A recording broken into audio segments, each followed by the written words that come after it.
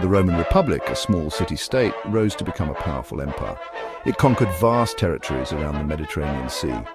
Rome's success was due to its military might, strategic alliances, and adaptable political system. However, internal tensions and power struggles eventually led to the Republic's decline. This period of Roman history was marked by political maneuvering, ambitious generals, and ultimately the rise of Julius Caesar.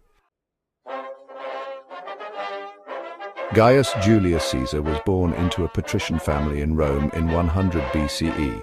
Though from a noble lineage, his family lacked wealth and influence compared to other elite Roman families.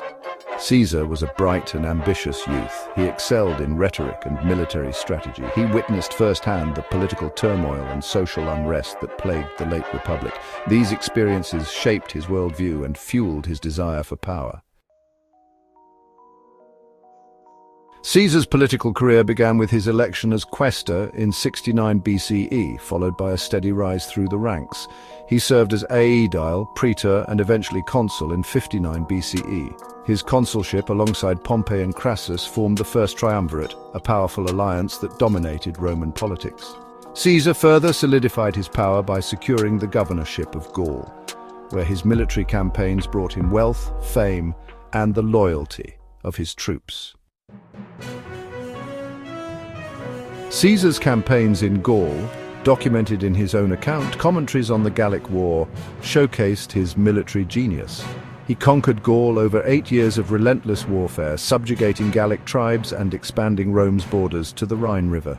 Caesar's victories in Gaul, particularly his decisive defeat of Vercingetorix at the Battle of Alesia, made him a hero in Rome and a threat to his political rivals. Section 5. Crossing the Rubicon, the die is cast. As Caesar's power and popularity grew, so too did the suspicion and hostility of his enemies in the Senate, led by the staunch conservative Cato the Younger and his former ally Pompey. In 49 BCE, ordered by the Senate to relinquish his command and return to Rome as a private citizen, Caesar faced a critical decision.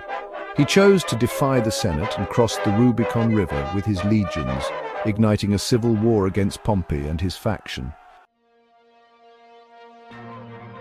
Section 6. Caesar's reforms, a new Rome.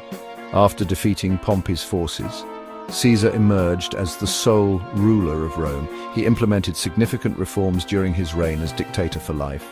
He centralized the government, granted Roman citizenship to people in conquered territories, and reformed the calendar. He also initiated large-scale building projects, improved infrastructure, and addressed the plight of the poor. These reforms aimed to consolidate his power and address some of the social and economic problems plaguing Rome. Section 7. The Ides of March, Assassination and Chaos. Despite his accomplishments, Caesar's growing power and ambition alienated many Roman senators. They feared he aimed to make himself king, a move they perceived as a threat to the Republic. A group of senators, led by Brutus and Cassius, conspired to assassinate Caesar. On March 15, 44 BCE, the Ides of March, they stabbed him to death in the Senate chamber. Section 8. Caesar's legacy, a lasting impact. Caesar's assassination plunged Rome into another period of civil war. His adopted son Octavian, later known as Augustus, emerged victorious after years of conflict. Octavian established the Roman Empire, ending the Republic. Though Caesar's reign was short-lived, his impact on Roman history was profound. Section 9. Conclusion, the end of an era. Julius Caesar's story is a cautionary tale of ambition, power, and betrayal. He was a brilliant military strategist, a shrewd politician, and a charismatic leader who left an indelible mark on Roman history, but also a ruthless and ambitious figure who ultimately met a tragic end. His rise and fall marked the end of the Roman Republic and paved the way for the Roman Empire.